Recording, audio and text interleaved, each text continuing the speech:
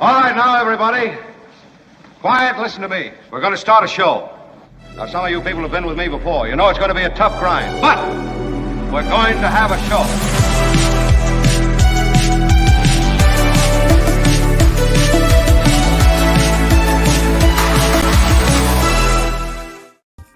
And hello all across this great world.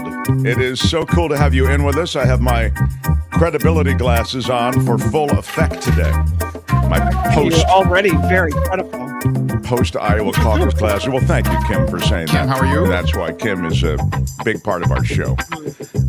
And Tony is here. You know, Thanks, Tony. When Tony's here, you don't feel his presence with quite as much prominence as you might, you know, with other producers. He's like a quiet producer. He lingers, you know. A silent ninja producer. He is a silent ninja. I think that's a good way. Silently judging.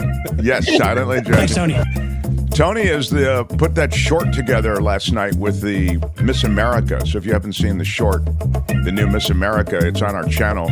You can share it to your Facebook or wherever you do your social media-ing. And, you know, Twitter, whatever. Good way to expand our little community. Or if you see any other video, that's a good way to do it. Got a lot today. Yes, the landslide in Iowa is something worth crowing about if you're Donald Trump. But, if you look beyond the numbers or a little further into the numbers, there might be bad news for Trump. How is that possible, you might ask? Well, David Cay Johnston, the Pulitzer Prize winner, multiple best-selling author, and Trumpologist, will be here to explain. And in a world where you'll see only headlines about Trump wins in landslide, and he certainly did, and despite the weather, there was still decent turnout. Despite the other contenders for the prize, he still won. Urban, rural, big. But there is, in the numbers, David Cay Johnston contends, a reflection of bad news for Donald Trump in the general election. This will be a cakewalk for Trump to the general. He will run the board when it comes to the primaries. Even if he drops New Hampshire, he will crush Nikki Haley in South Carolina, her home state. But when he gets to the general election, could be a much different story. And that's what David Cay Johnston sees in the Iowa numbers. Mm-hmm. But we'll talk to him in the second hour. I also want to mention that Jim Avila is coming up in this first half hour. He has a new investigative piece involving marijuana. I'm so excited he's back. Yeah, well, where are my weed smokers at? Well, it's not. I think it's about gummies. Not about smoking the stuff. It's about, well, I'll let Jim Avila tell you. That's I was going to call you Courtney. That's Kim's crush, Jim Avila. I'm so excited he's back. That's so cool. I missed him. I missed him too, and he will be here. And of course, he believes that Trump will lose if only care about the politics. He's not here for politics expressly, but he does believe that Trump will lose in the general election. So if that's the word that you want to hear, you'll hear it from that guy. It's the word from the Lord, and the word from the Lord, and he's not happy. This is a word from the Lord, and he's not happy. Just got back from talking to the Lord, and he's not happy. Smash the like button like a boss. Thank you for being here. Iron rod. A couple of new Patreon participants. I will acknowledge them before the end of the show. A couple of PayPal participants as well. I'll acknowledge you before the end of the show. Thank you so much for being part of this community. We put this show together. I got to pay everybody, and we got to pay for services and stuff we use and, things you don't even see. Graphic stuff and editors and this kind of thing. So we're trying to build a real concern here. That takes money, and we appreciate so much the way you have contributed.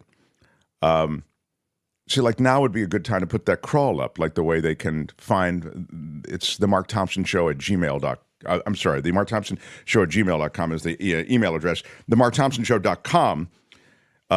click-throughs to Patreon and PayPal. So that's the way you can make a contribution. Just click through themarkthompsonshow.com. And there are hot links, as they call them, to Patreon and PayPal. So, The Mark Thompson Show. Now, I'm just going to put politics to the side for a moment because we're going to get into it heavy with David Cay Johnston to kick off the second hour. I also want to mention, to kick off the second hour with David Cay Johnston, the truth about Boeing. And if you've watched this show or listened to my radio show in San Francisco on KGO, you know I have dissected and x-rayed the Boeing, I'll just call it regulatory capture, the essential capture of the FAA by Boeing.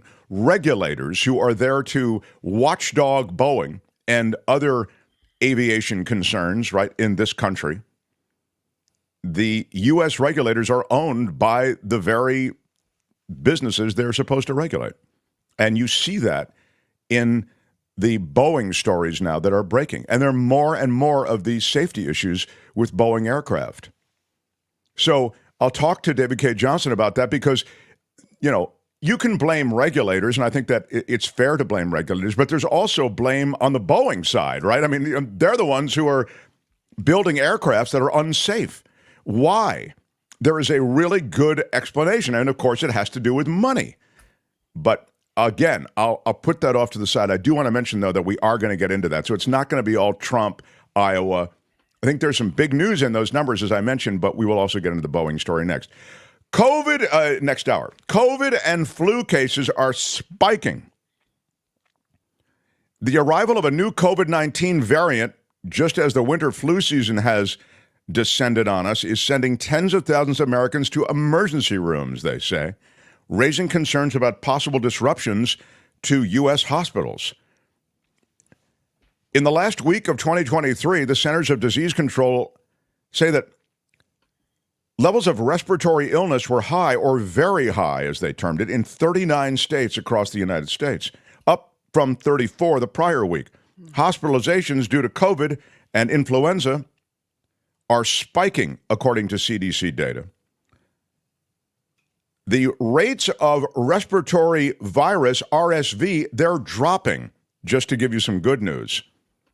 But the jump in influenza cases is, they say, expected through the winter season. People are indoors, and as a result, flu is transmitted much more efficiently.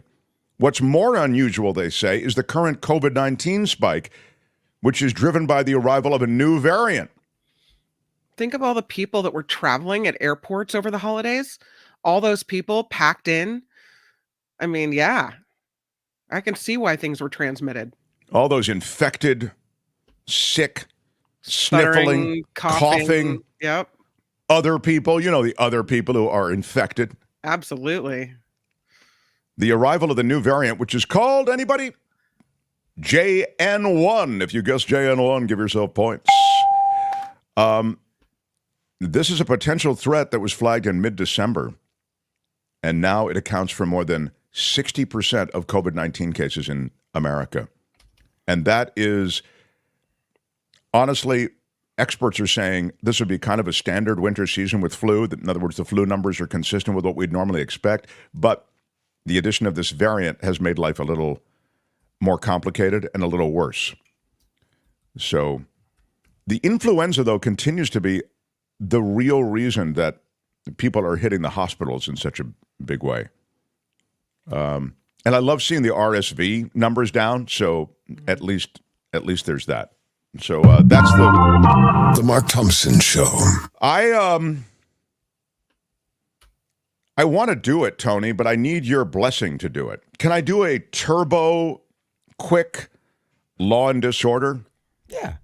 Why not? It does relate to politics, but it's not Trump. I'm trying to keep my Trump stuff to the second hour a little bit. Then I've got Jim Avila coming in. Did you send him? You sent him a link, I think, so he'll be able to join us. Let's do it. This is Law and Disorder. In the criminal justice system, the people Pimps, addicts, thieves, bums, winos, girls who can't keep an address, and men who don't care. are represented by two separate yet equally important groups. A cop, a flatfoot, a bull, a dick, John Law, you're the fuzz, the heat, you're poison, you're trouble, you're bad news. These are their stories. The lovely wife of Senator Bob Menendez, he of the gold bars and tons of cash stuffed in jackets in their closet there in the Menendez home. The wife, again, of U.S. Senator Bob Menendez sought to sever the government's corruption case against her from her husband. You know, the dirty, corrupted husband. He's the one who's all mobbed up with the illegal stuff. She's just an innocent bystander. She's in the kitchen buttering toast while he's stuffing gold bars in jackets in the closet. You know how it works. I didn't even know about this, she's thinking.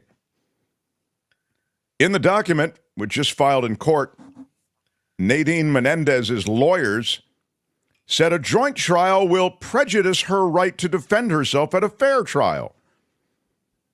They say that a joint trial would force the married defendants to make a Hobson's choice, as exercising their right to testify in their own defense may necessitate waiving their privilege against providing testimony adverse to their spouse. In other words, if you make me testify, I may have to incriminate my spouse. Ms. Menendez's interests in both maintaining the this is from the court document. Ms. Menendez's interests in both maintaining the confidentiality of her privileged marital communications and exercising her spousal testimonial privilege. Wow. Between the marital communications and the spousal testimonial privilege, it's hard to find the corruption in all of this. Without sacrificing her ability to testify in her own defense collectively. Essentially what they're saying is, because it is steeped in legalese, they're saying, don't make my client linked to her husband, because then she can't really freely testify. And she also can't plead the fifth, I suppose. That might be a big part of it. They did plead not guilty in October. They're charged with taking bribes from 3 New Jersey businessmen. I mean, I will say that the sexy part of this story is, let's face it, the gold bars and the envelopes stuffed with cash inside jackets, right? I mean, that really is the sexy part. It's such old-time corruption. In another 10 years, no one will have anything like that anymore. It'll all be on the blockchain somewhere, or, it'll be Bitcoined, it'll be crypto, it'll be, there'll be other ways. I was going to say Venmo, but you know what I mean? It'll be cashless in some way. But this is good old school corruption, like paper bag. Right. Too bad, because the gold bars, I mean, that paints a picture right there. Really. It does. Yeah. Anyway, there still hasn't been any kind of judgment on this, but they want to separate and sever Mrs. Menendez from Senator Menendez, does the defense. And again, she was on the payroll of a company that was involved in this corruption. So she was receiving money. So even as we say, hey, I'm just, doing my thing as a wife, one of the things being done, it would appear, was to be mobbed up with her senator husband. And that's law and disorder. Tune in again next time for more Law and Disorder on The Mark Thompson Show. All right, that's it. Let's roll. Hey, Let's be careful out there. All right.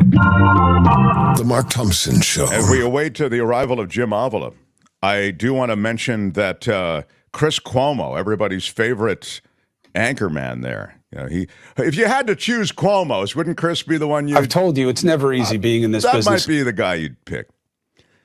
Chris Cuomo is involved in a controversy with a staffer. And this is really hard because I think I'm on Chris Cuomo's side on this, which is very tough for me.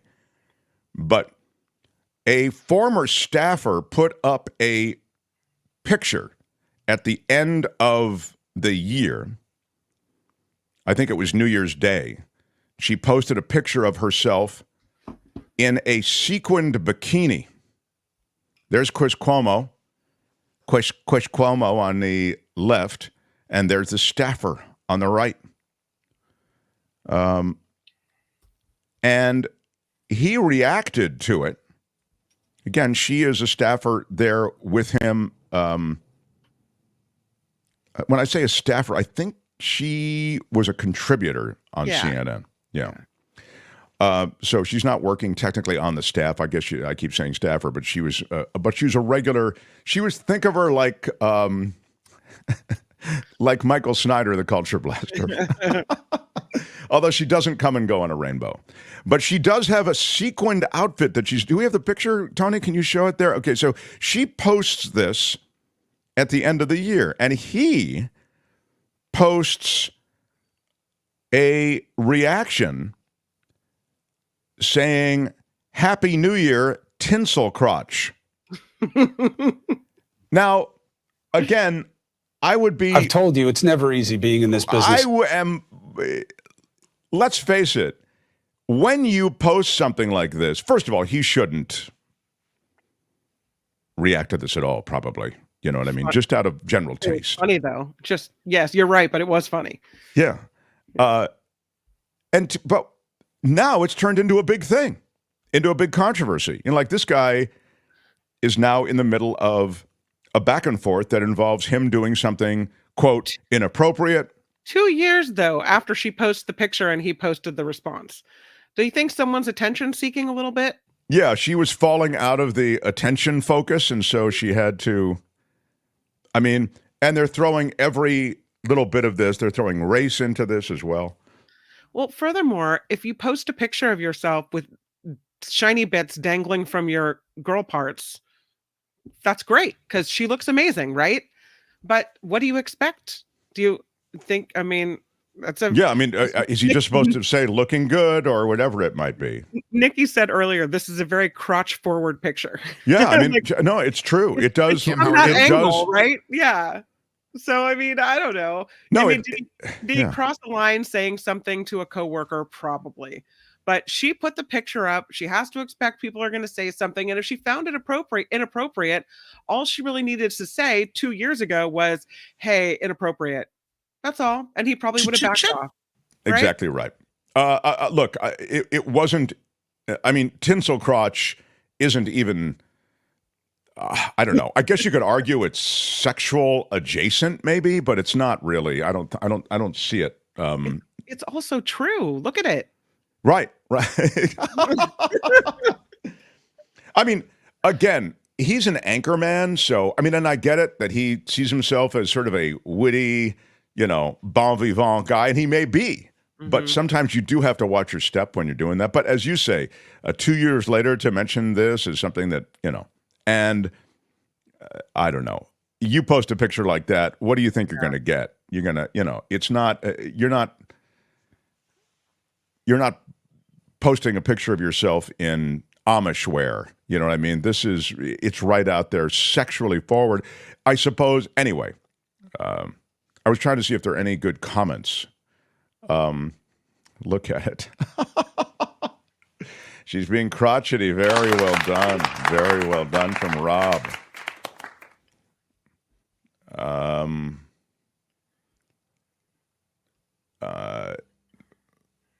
No, Trump can say grab them by the pee and it's okay. No, it's not. That's a much different thing. That's a kind of a, plus that wasn't a joke or anything. That was Donald finally gets somebody taking me on. No, Mark, there is no need to say something like that. Also, there's tinsel on her arms and hips too. Why focus on the crotch? I don't see tinsel on her arms. The only dangly, sparkly bits I see are hanging off her lady bits. Yeah, I don't see the arms, but maybe in the middle, like it looks like a string hanging down from her bikini. Seriously, what the? Yeah, the only tinsel I see, honestly, Donald, is really on the bottom and on the top. It's a bikini with tinsel, so you're going one way or the other. You tell me what you prefer. And the picture is taken from the perspective of someone looking up toward the tinsel crotch. It's true. I love it. Yeah. Well, it's Anyway, that's the situation with Chris Cuomo and the tinsel crotch remark. Again, I reread my comments, Mark, says Grady. What were Grady's comments? It's ridiculous to say anything about a woman's bathing suit. It's a freaking bathing suit. Yeah. It was inappropriate. Like, if you have a professional relationship with someone, you should probably not. And so it was in poor taste, but also it was true and funny. So yeah, I mean, I agree with you, Grady, but as Kim has just noted, okay, probably shouldn't have done it, but it wasn't, it's not actionable, it's not even culturally actionable. So anyway, that's my view as an evil man, part of the evil patriarchy. So. The Mark Thompson Show. Yeah. So Your Honor, I'd like to ask for a recess. It's getting too hot in this courtroom. That's the latest. So, Kim, I feel like we should do your news. When is Avila coming? I don't know, but I just sent him a little reminder. Yeah, maybe he's had a problem. Let me see if he's done some. No, I've received no word from him. So, okay. Kim's news, maybe we'll have Avila. I've got Jefferson Graham on deck. And also, as I've mentioned, David Cay Johnston, who looks beyond the headline on the Iowa caucus numbers. Smash the like button like a boss, if you would. Smash it with your iron rod. It does help us in the algorithm of YouTube if you hit the thumbs up. So those of you on YouTube, appreciate that. Mark Thompson Show. The Mark Thompson Show.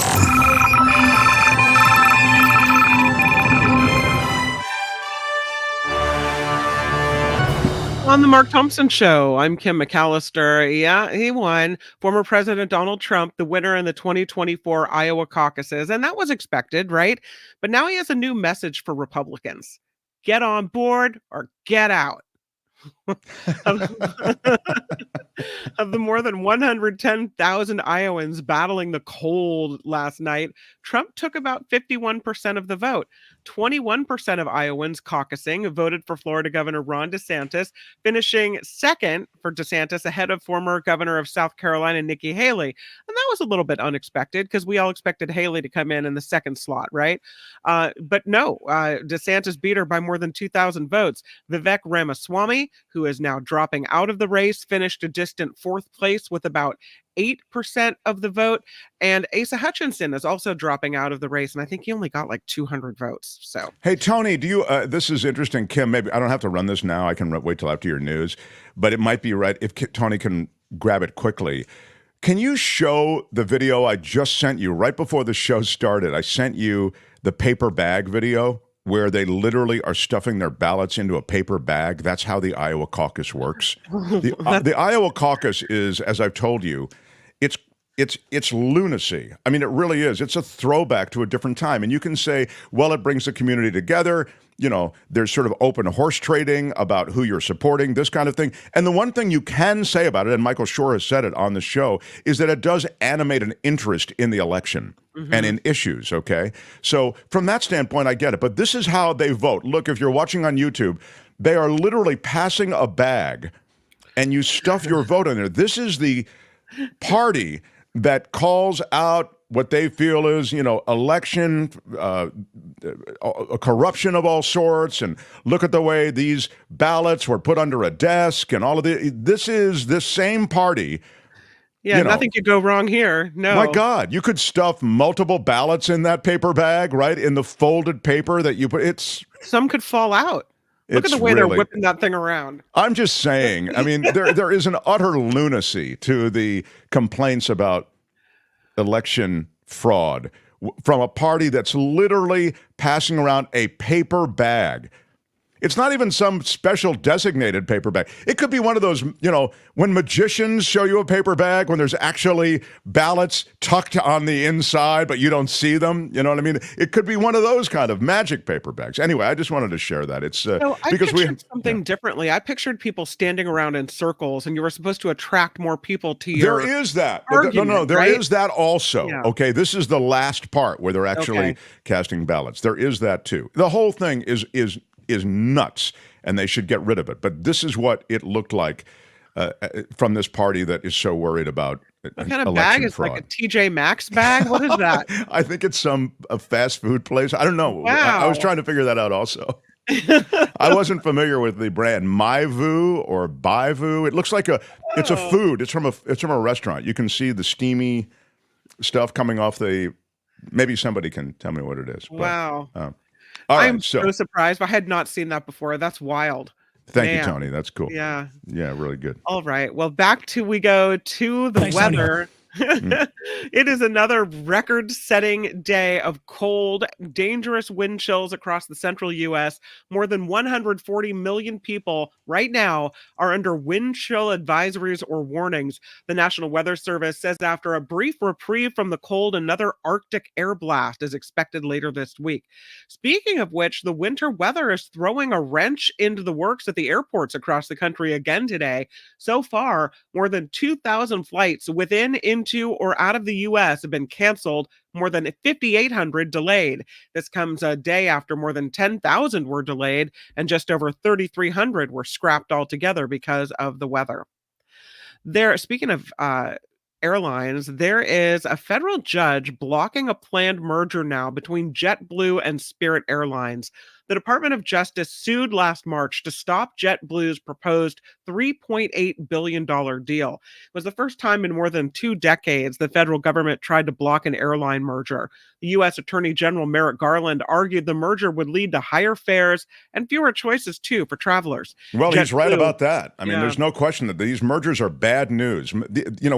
Mergers run amok. You particularly see it on the media side. And when you see these huge airlines merging like this, yes, the consumer is the loser. And we're going to do a lot with David Cay Johnston about Boeing and safety and what's happening there. But many of the issues affecting Boeing and affecting so many of these carriers do relate to money and money spent. And merging is the thing that hurts the consumer without question.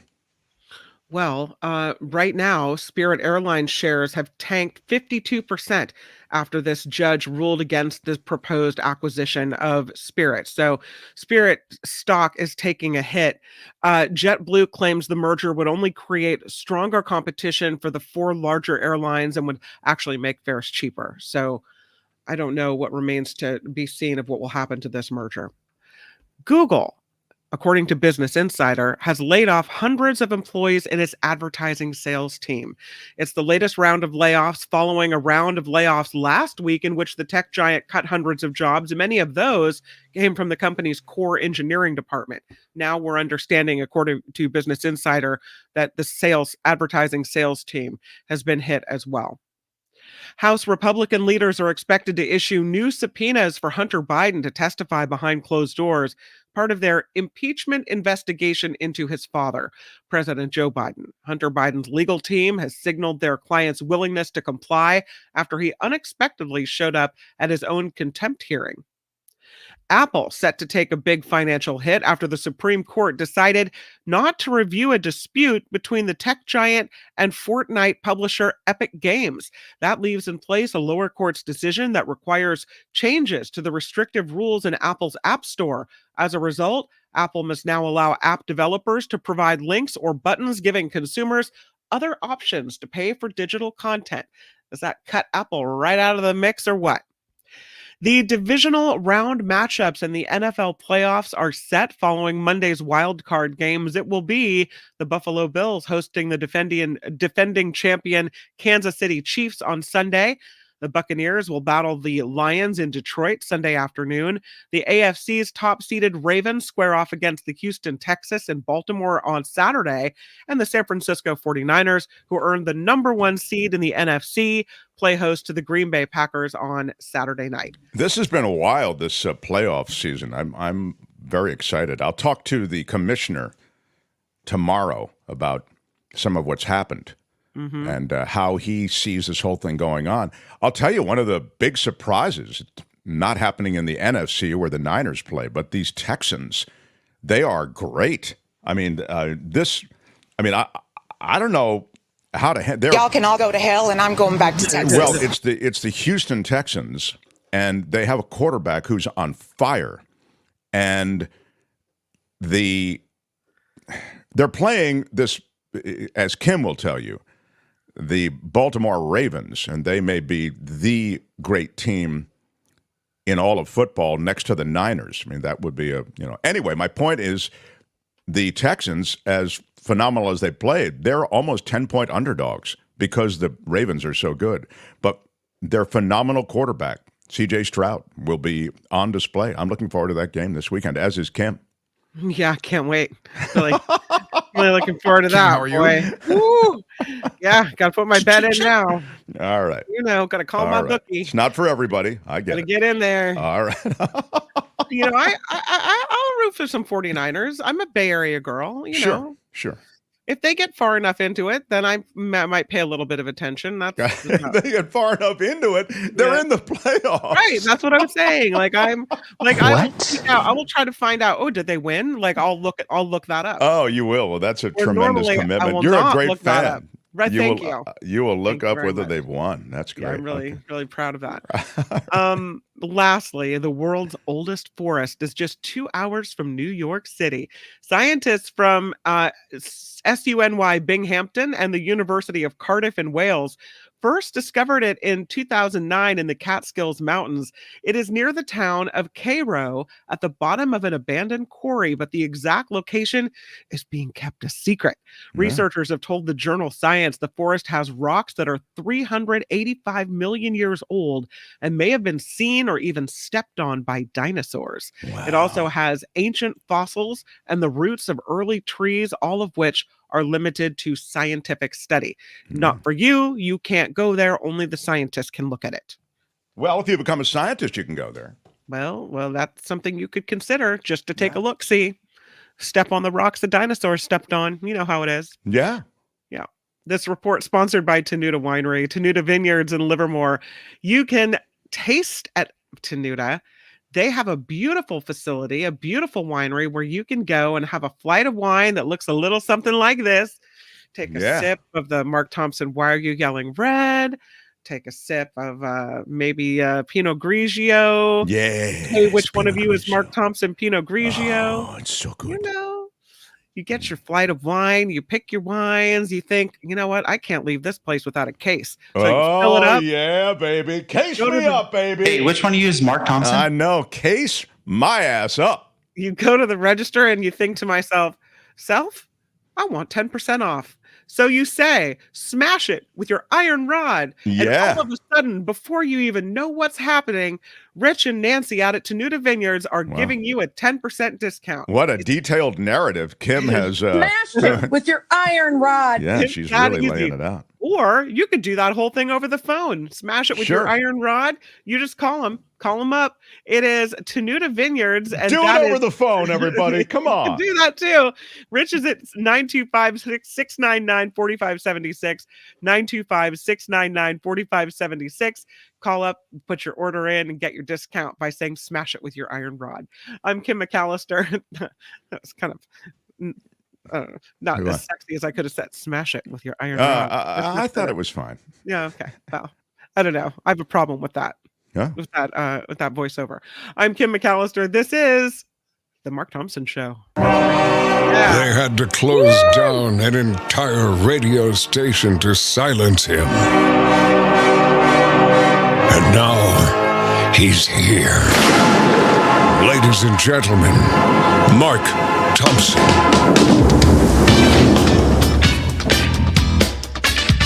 Smash it with your iron rod. The Mark Thompson Show.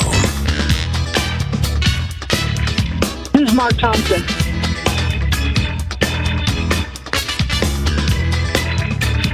Hey, which one of you is Mark Thompson?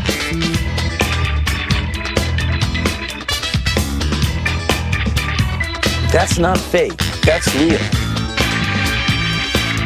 It's fantastic.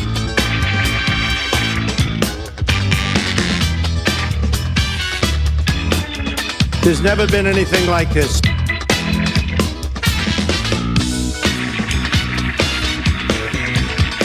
We've never seen anything like it before. Nobody has ever put something like this together that I've ever seen. Have you ever seen anything like this?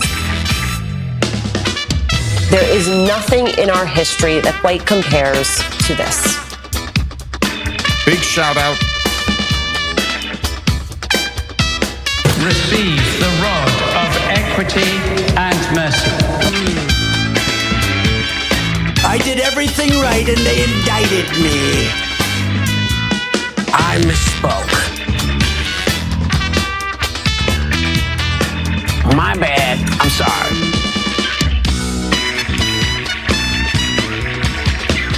I don't think you should apologize for how you feel. Did you really just do that? What up, everybody? I have... Oh, Tony has... What is this, Tony? I found it was on the shopping bag. Yes, I was just about to get to that. There it is. Thank you, Thanks, Tony. Is it High V? Is that what they call it? Yeah. High V. And also the Kim G says, Mark, it looks like a High V bag, a local grocery store chain. If you're just joining us, they passed a bag last night, among the other ways to vote in Iowa, and people just put in paper ballots in the bag, in this paper bag, with a High V logo on it. So it had a kind of weirdness to it from a party that has been so concerned with the, there it is, I prefer the popcorn buckets CNN was showing, says Brian. Should have been a Piggly Wiggly bag. Okay. Anyway, these High V bags were being passed around and ballots were being placed in them last night. That was the case in Iowa in the landslide. Again, I want Dominion to count my vote, says Chris.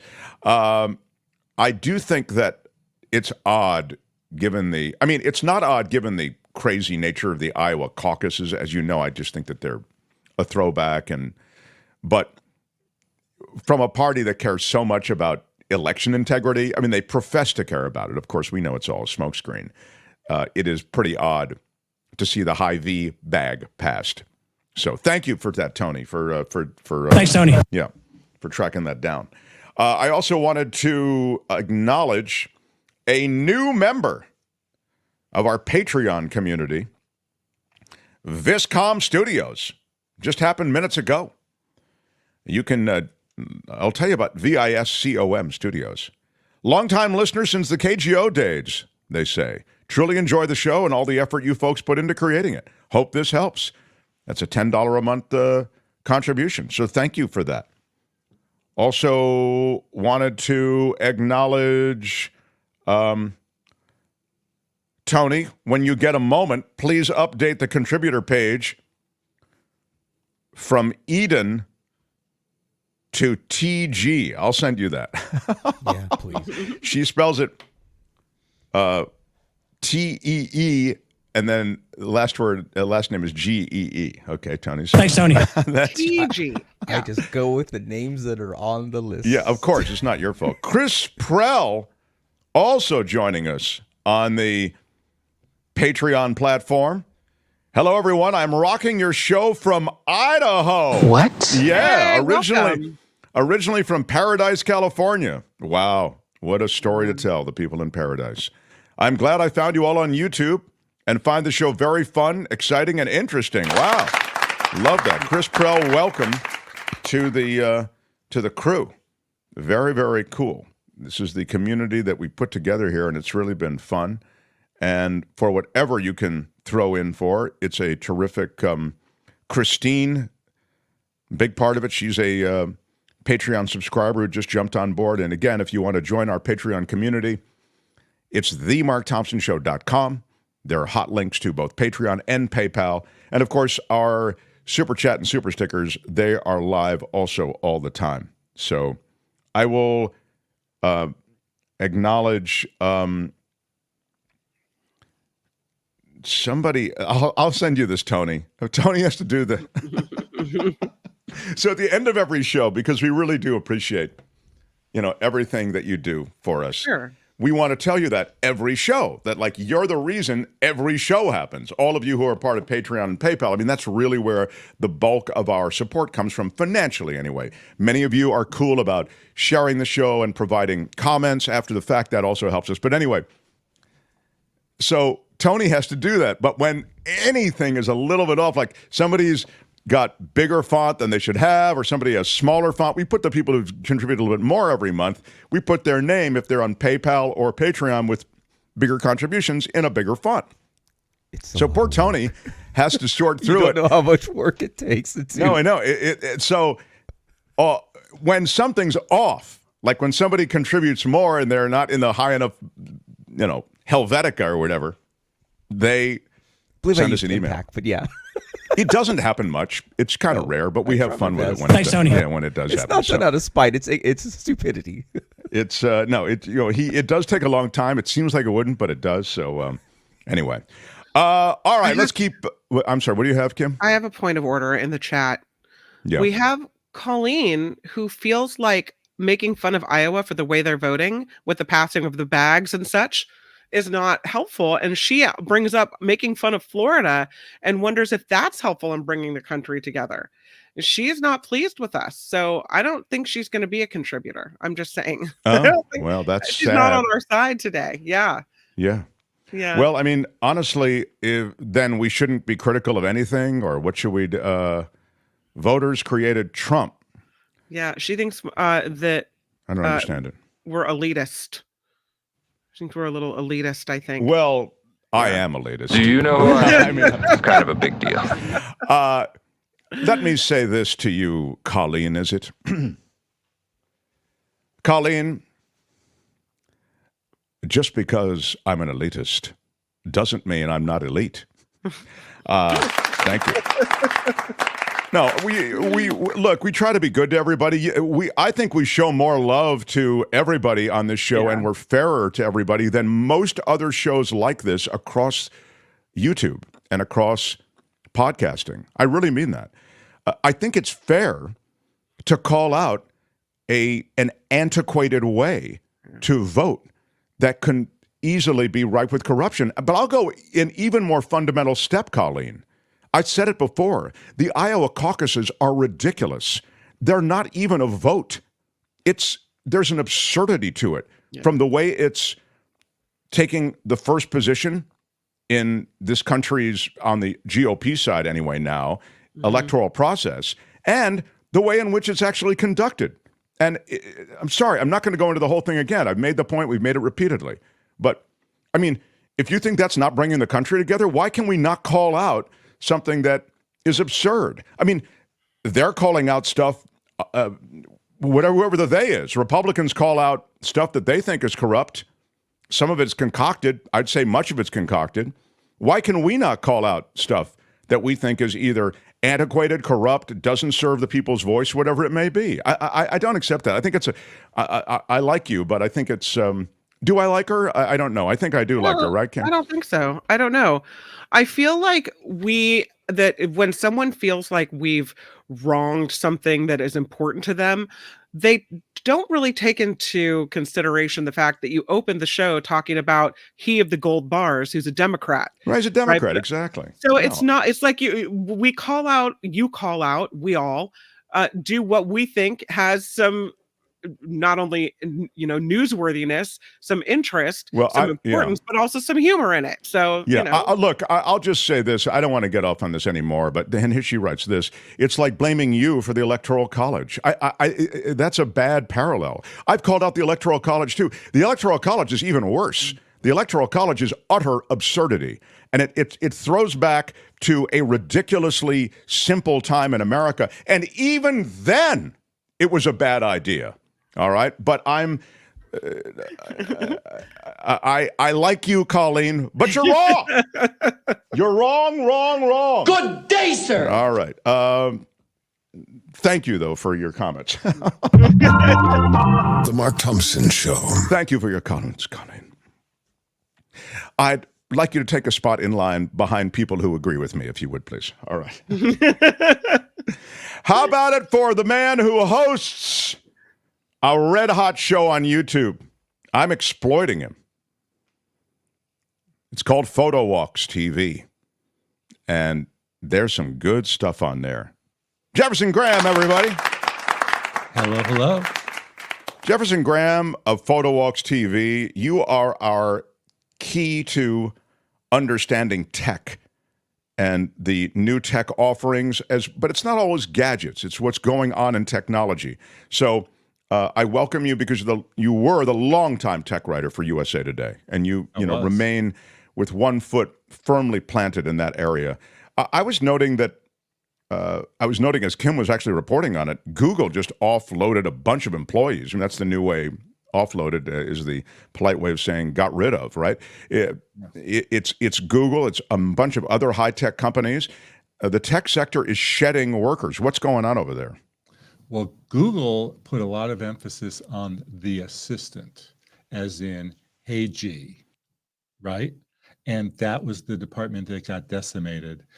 They're focused their energies now on Bard in AI, not on the assistant, which they thought was going to be big. And the assistant, of course, Amazon has their version, Alexa.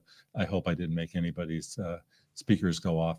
And Amazon's also focusing on another area. So the problem with these tech companies is they get an idea and they shift gears. And that's what they're doing. They're shifting gears. And they're not making it, the poor people, they're not making as many billions as they used to. Can you move that microphone closer to your mouth or point it toward your mouth, maybe? Yeah. Yes. That's the way the mics work. I don't know if you're. I know you're. No, I'm aware of that, and I've been playing with this little thing here. Well, you haven't been playing with it well enough to get it to your mouth. We're gonna hold it. We're gonna hold it and kiss it. There you go. Now see you what can happens when I let go of it. No, yeah. Thanks, Tony. I don't know what Tony's saying, but until your button on your shirt starts speaking, it doesn't really serve the... Kiss the microphone, they say. There it is, baby. There it is. Yes. So, Jeff, what else is happening in tech that we need to know about? AI. Tomorrow, Wednesday, Samsung's introducing a new version of the Samsung Galaxy S series of phones that's going to have AI in it. And supposedly, we'll know tomorrow, will have a feature that you could talk to somebody in a foreign language and translate it on the spot. So that is cool. Yeah. I could call somebody in Brazil. The question, that's fine. But when I go to Japan and I need to translate something on the spot, will it be faster than the Translate app? The Translate app is pretty good, but it's pretty slow. Right? The Translate app, you speak into it and then it tells you what to say, or it actually says it for you? You say it out loud and then you click a play button and it will play it back in another language. I see. Okay.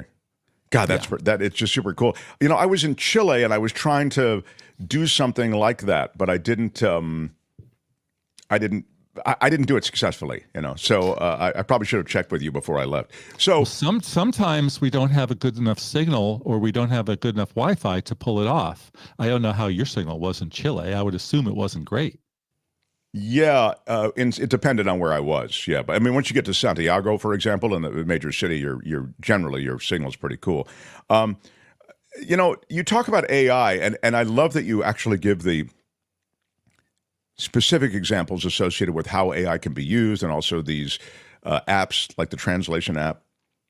But it's interesting that you say AI will be in the phones starting tomorrow, and it's going to be built into the phones and in other ways, I guess, because I always see AI, some form of AI, as being already built into our lives, even the cameras we use. I mean, you, with your PhotoWalks TV, you talk all the time about the functionality of these cameras, and they adjust in every way. They adjust it from audio, video, etc.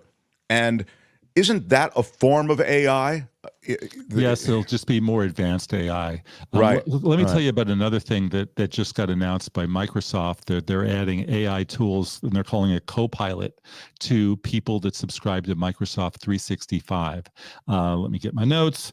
They will summarize documents written in Word. They will create a deck in PowerPoint based on your prompt. They will clear your inbox in Outlook, and they'll have a conversation summary in Teams, and they'll give you faster access to ChatGPT, which of course is co-owned by Microsoft. It will only cost you another $30 a month on top of the $100 you're already paying if you do subscribe to the Microsoft suite. Now, Google has similar, not as strong features in Bard, which is their AI. And I know that Mark will get a kick out of this because I went on Bard today. Because when you go into Word, I'm sorry, when you go into Google Docs, it says, let us write this for you. So I said, fine, I'm going to write an article about Mark Thompson and his YouTube show. And they said, the Mark Thompson Show is a YouTube channel hosted by Mark Thompson, a former Google engineer and current product manager. Which one do you use, Mark Thompson? And currently what? And current product manager at Meta.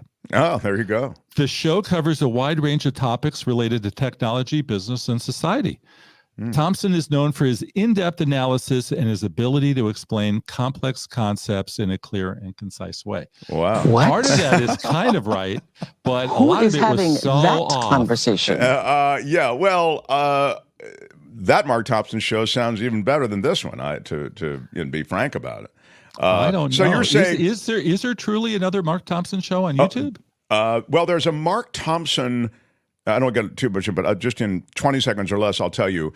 There is a Mark Thompson, also, I think he's kind of a lefty, I believe African-American dude, and he's also, I'm just trying to mention things I know about him, and I think he's really good. I've heard him on Sirius XM, so those are things I know. Kind of lefty, he's African-American, he's a radio host, but he may also have something on YouTube. They may, I don't know. We know that there's a Christian ventriloquist named Mark Thompson. We know that. And of course, the guy who runs the, CNN. Is it CNN? Yeah. He came from the New York Tony, Times. maybe you could do a search for Mark Thompson in YouTube and see what comes up. So anyway, this stuff is fun, but it's not there yet. It will be soon, but it's not there yet. So just keep that in mind. I went to school with a guy named Mark Thompson. Says, Mark Thompson is very common name. On most of my logins, I'm Mark Thompson 111111111. It's just very hard to find, a unique login with that name. So now let's ask you about Photo Walks TV. Yes, I recently came back from Tijuana. Have you heard? Well, I love we shared your walk through Tijuana. We shared your walk through the border. With the glasses, yes. And I did the full episode last weekend where, really interesting, I had a tour guide meet me there that I found on Airbnb. And then it turned out that most people didn't know that Airbnb does more than rent rooms. Did you know that, Mark? I did not know that. In fact, I was going to thank you. Tell me, how did you find the tour guide? They have something called experiences, and they have locals give you little tours. It was basically designed as a way to have the room host have something else to do and make extra money. And they have great little tours that are way more personable and way more imaginable, way more creative than most of your average tours. So I found this lady at Airbnb, and she says, I'll meet you at such and such a place. And I said, no, you'll meet me at the border if you don't mind, and I'll be happy to pay you extra money. And so she met me at the border, and then we walked over to this place, and there was one other person on the tour. It was fantastic. She was a local. I said, you're going to be in my video. And she said, okay. And she was very outgoing. That's your tour guide. Look at her. That's my tour guide. Yeah. That's Natalie. And Natalie took me to places that I normally wouldn't have gotten to go to. But best of all, for the purposes of what I do, I said, look, I want to take that guy's picture. Would you tell him that and make it happen for me? So she did that, and that was really, really helpful. Wow. And I'm sorry to ask a question like this. Go ahead. How much did that cost? Oh, no problem. $90. And I've looked up some of the other tours. They tend to be in the $70 to $100 range. But her tour was 6 hours. 6 hours. Wow. So it was really good. For $90? For Oh $90. That's Other great. people will do a 3-hour tour in Italy of pasta making. They'll take you to great spots. There was one in Brazil that I saw that will take you all over town for $60, $70. They have them all over the world. I meant to check for Las Vegas this morning to tell you about, because you probably have fun with a gambler's tour or something like that, right? Well, yeah. I'll tell you what used to be in Las Vegas that was fun, and it's gone away, and I'll tell you why it's gone away in a second. It was the mob tour of Las Vegas. So they take you to all the mob joints, and it was done by a guy who I had on my show, my podcast, which now is no longer The Edge, because we're now, when I come to KGO, I drop that show. But So he was a real mobster. I mean, I remember at one point on the tour, I asked him, well, you never killed anybody, did you? And he said, oh, sure, I killed guys. I'm like, wow. So, and it was a tour around Vegas. He's the guy who was the technical advisor on the movie Casino. The reason this tour has been discontinued is because he died. So that's the kind of offbeat tour that's fun. And to be honest, the kind of tour guide that you got who takes you to these, off the beaten track places in Tijuana. Wow, that's great. Good for you for finding that. And that's a great tip for the rest of us. Yeah.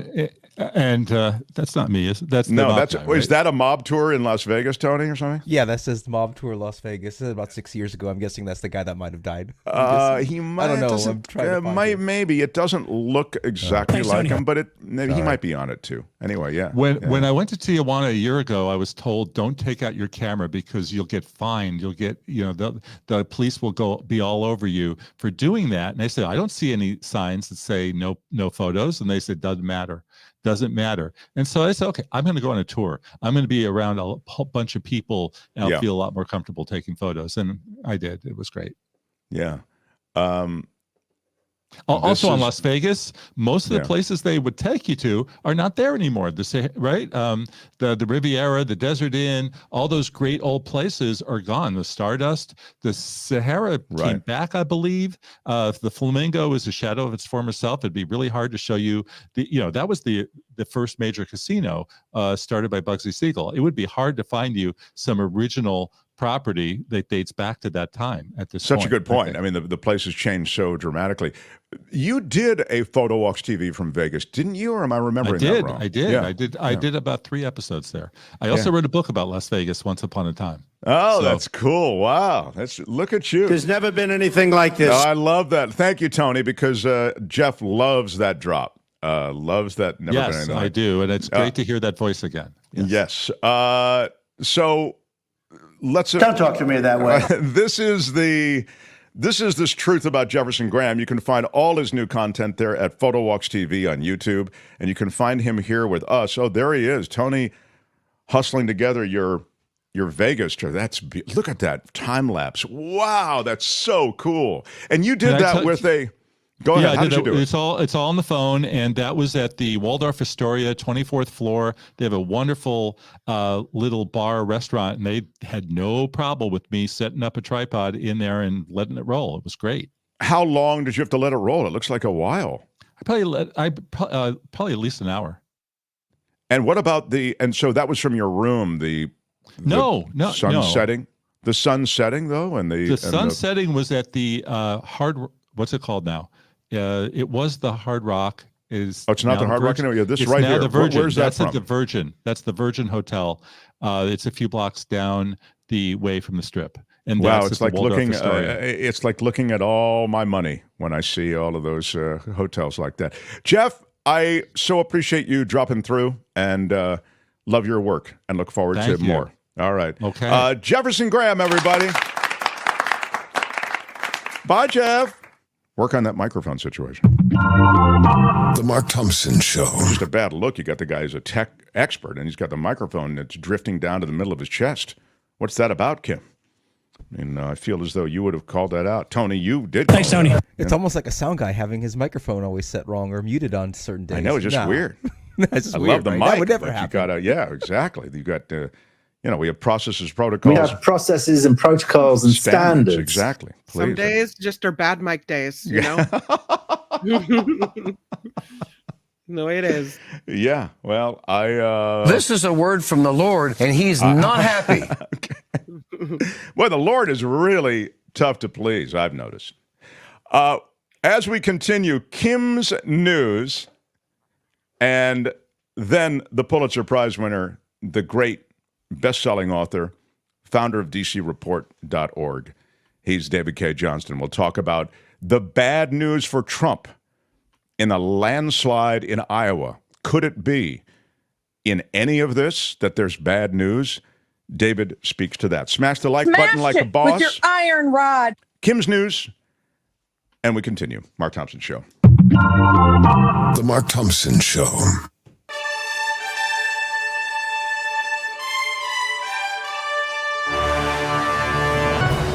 On the Mark Thompson Show, I'm Kim McAllister. This report sponsored by CoachellaValleyCoffee.com. Look at that. New Hampshire. Isn't it beautiful? Well, it is on to New Hampshire for the 2024 Republican presidential primaries. Nikki Haley, the first to arrive in the Granite State after yesterday's Iowa caucuses. She came in third there behind former President Trump and Florida Governor Ron DeSantis. The travel headaches are growing at airports across the country because of the weather. At last check, more than 1,900 flights into or out of the United States have been canceled, 5,200 others delayed. Chicago O'Hare, Reagan National, Houston Bush, and LaGuardia are among the trouble spots. Navy SEALs have intercepted a shipment of Iranian missile components headed for the Houthi rebels in Yemen. They got those things back. The U.S. Central Command says the SEALs recovered the materials during a nighttime raid on a small sailing boat off the coast of Somalia. The team reportedly seized the missiles and warheads before they could be used to target commercial shipping in the Red Sea. California is taking its fight against flavored tobacco products national.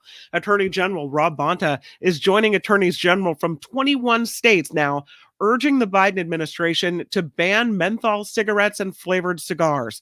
Bonta says the proposed FDA rules are supported by ample evidence. He says tobacco companies have intentionally targeted specific communities across the country, particularly communities of color. For decades, the tobacco industry has aggressively marketed menthol cigarettes in Black communities through heavy advertising and promotional campaigns. Those fruity flavored cigars and other products remain a primary reason as to why young people initiate and become addicted to smoking. High-speed rail, long been talked about here in California, but there's little to show for it. Now, construction for the bullet train between Rancho Cucamonga in Southern California and Las Vegas is getting started in a big way. 11,000 workers are just about to begin laying track and building stations both in Nevada and California. The unions say the workers will start at multiple sites with teams from both states eventually meeting in the middle and working together. In all its anticipation of the Summer Olympics in Los Angeles in 2028. This is what this is for, right? Kieran Culkin is this year's Emmy winner for Outstanding Lead Actor in a Drama Series. Culkin winning the award for his role as Roman Roy in Succession, which picked up the lion's share of the awards last night. That ceremony was originally scheduled for September, but it was delayed because of the writers and the actors' strike. Did you watch any of it? I did not. No, I didn't. Courtney watched it. I watched the football game. It's tough. You've got the Iowa returns. You've got the football game. And you've got the Emmys, and honestly, it's also Americana. It's Don't too know what much. to do. The Emmys, the self-congratulatory accolades that are, handed out annually. The NFL playoffs, the huge competition that culminates the NFL season.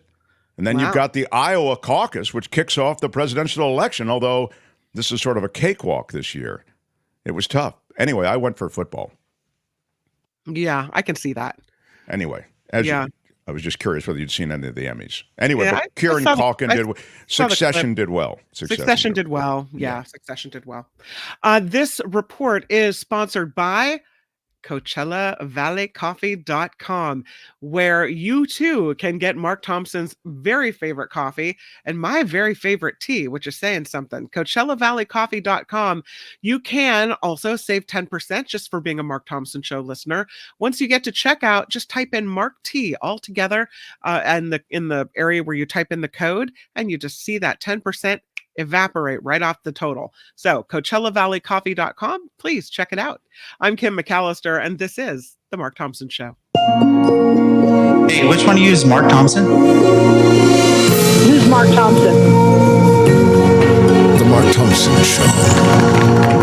Welcome to the second hour of our show. Great to have you here. If you've joined us from places like TYT and also across the spectrum of shows and places you might have just sort of happened upon us. This is a show that originated as a radio show in San Francisco, California, on KGO Radio, which was sort of the blowtorch of talk radio there in the Bay Area.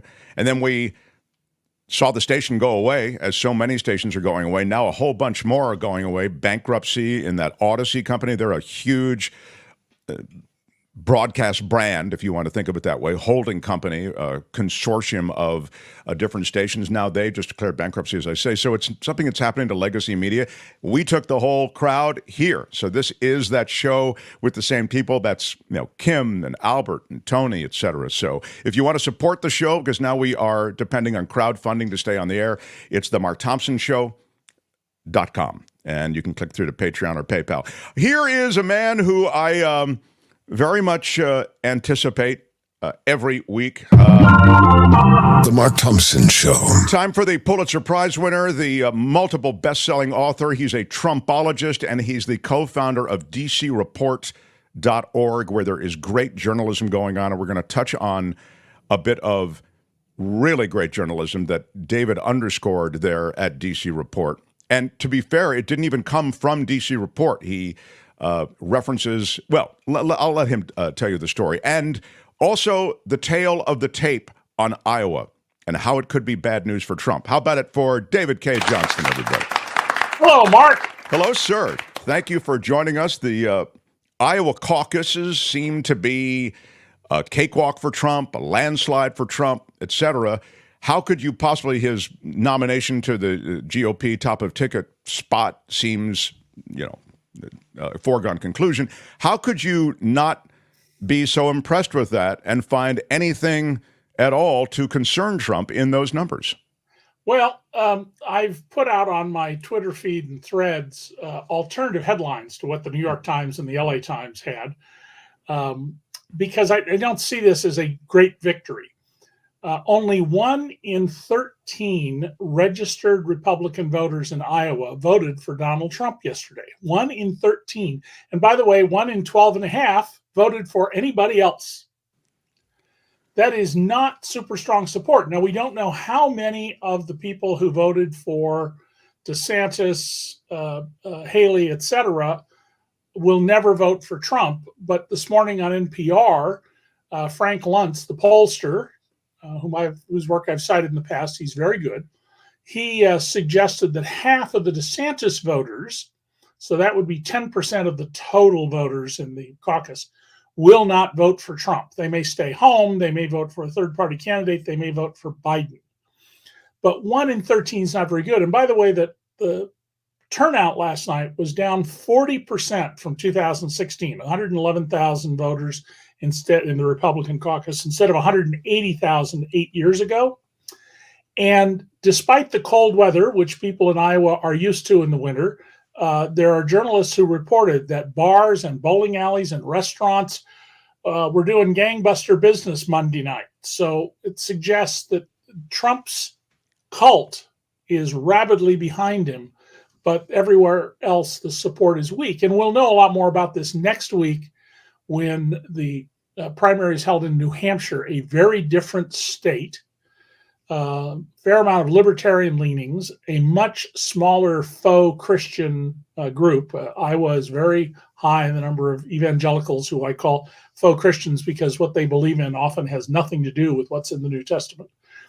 And in some ways, better educated population in New Hampshire. So I think next week will be very telling about the breadth of Trump's support.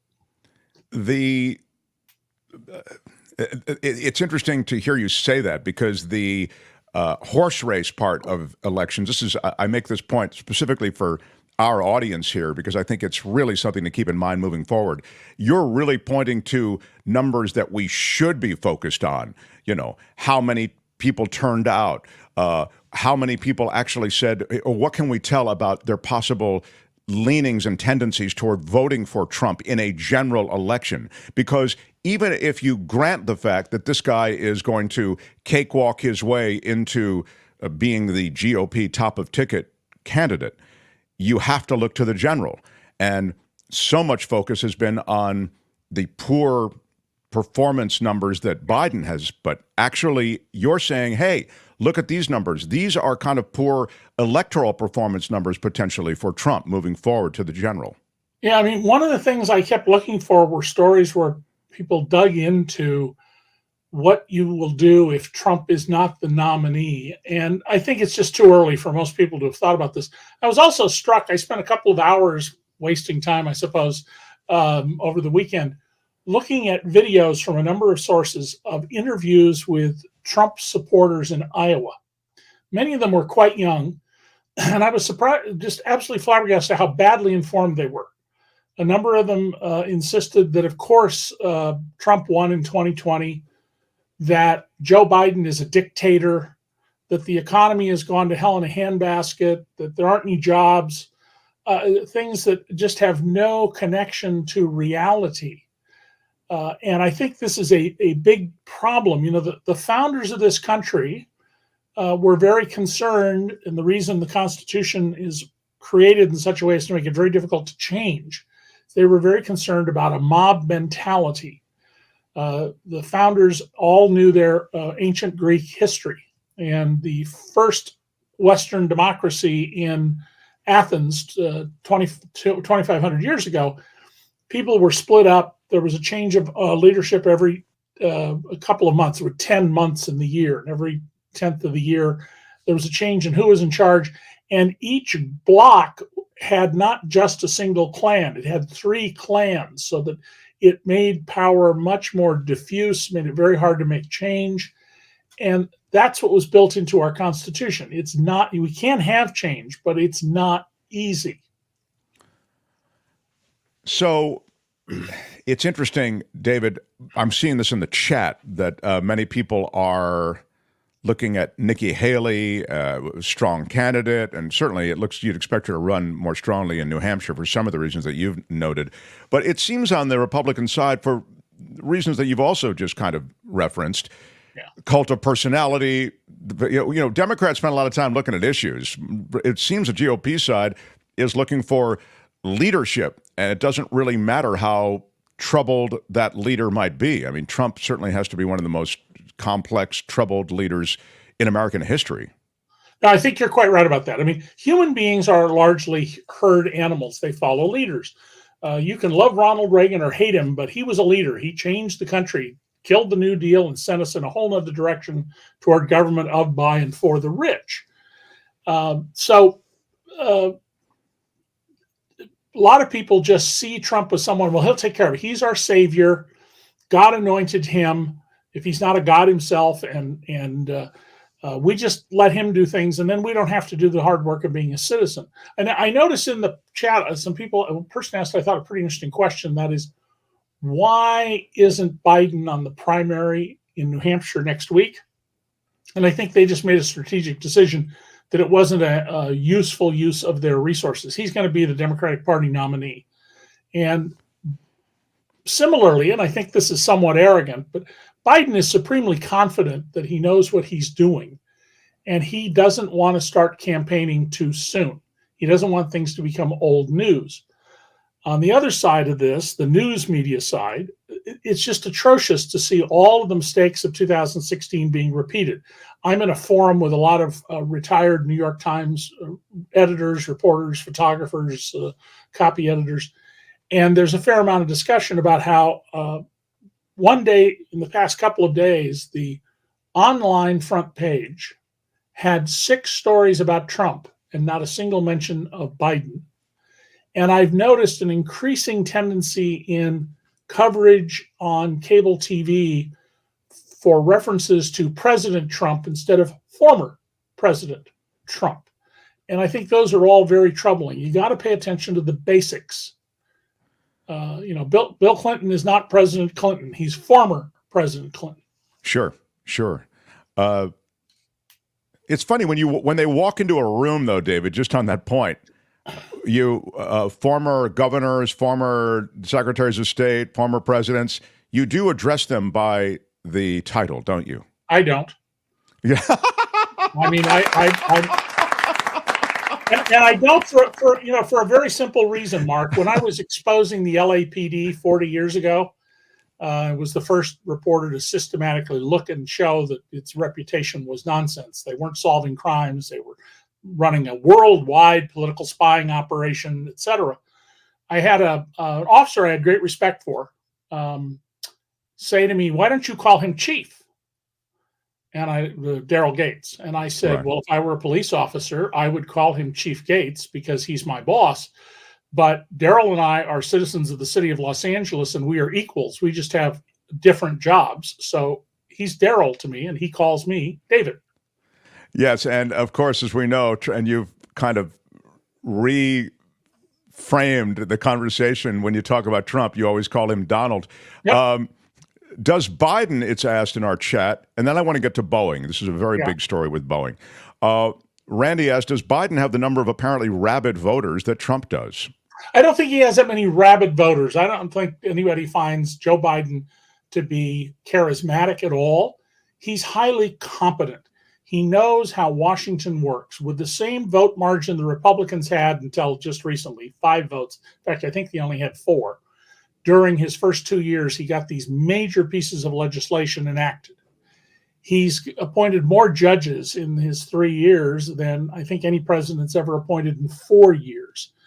We have a whole series of things going on that show that this is a guy who knows what he's doing.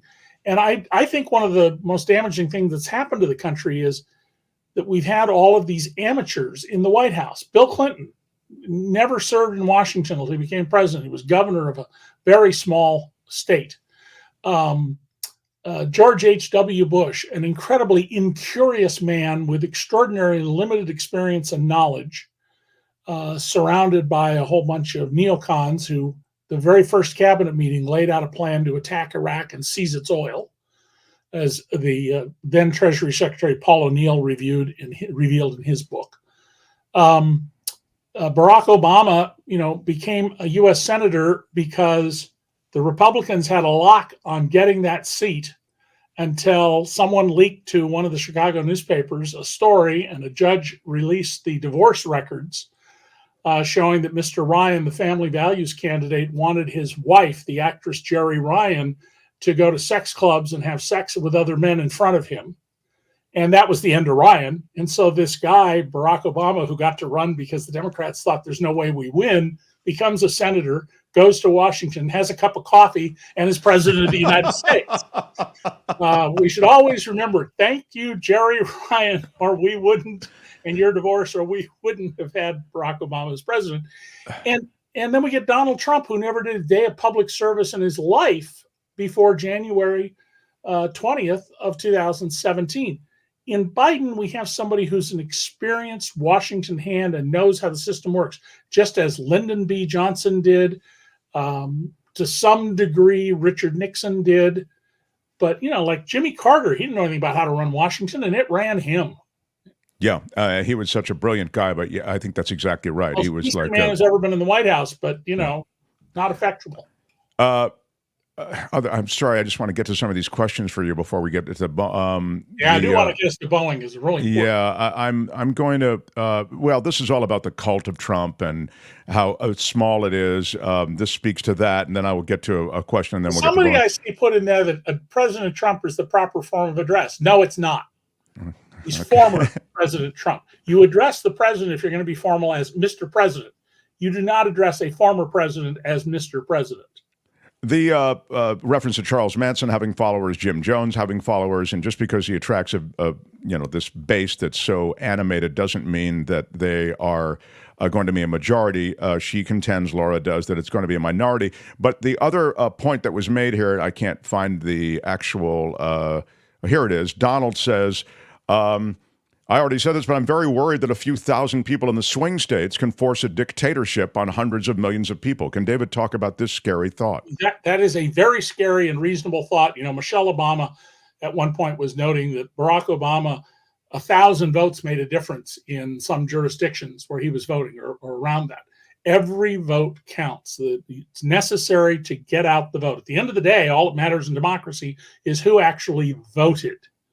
And Donald Trump, if he's the nominee as expected now, will lose the popular vote. In fact, I've said in a variety of forums, including your show, he will lose by at least 10 million votes. But that doesn't mean he can't get back into the White House. There are 13 states that can go either way. And you could win those by the narrowest of margins. That's what happened in 2016. Donald lost the popular vote by more than 3 million. The next election it was more than 7. But he won the Electoral College because we don't elect the president directly, and we give this enormous power to little states.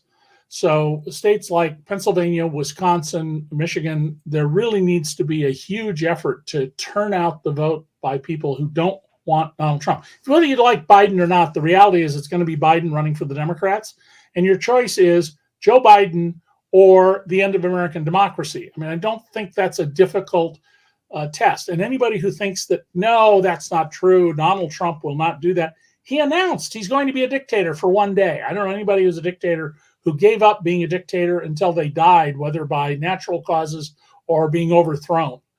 I would encourage people to go watch the movie The Death of Stalin, a black comedy about what happened when Stalin died that has a lot of truth in it. You know, the best fiction is truth distilled from the specific facts. By the way, if you want to go to a great entertaining movie, go see American Fiction starring Jeffrey Wright. It is the first perfect movie my wife and I have ever seen. Perfect acting, perfect script, perfect cast, perfect directing, lighting, music, cinematography. It's a very enjoyable movie. It's about a serious subject, but you'll laugh and you'll smile and you'll walk out feeling good. And it's absolutely fascinating movie. Well, I hate feeling good, but all right. I mean, in these troubled times, maybe I'll try it for a minute or two.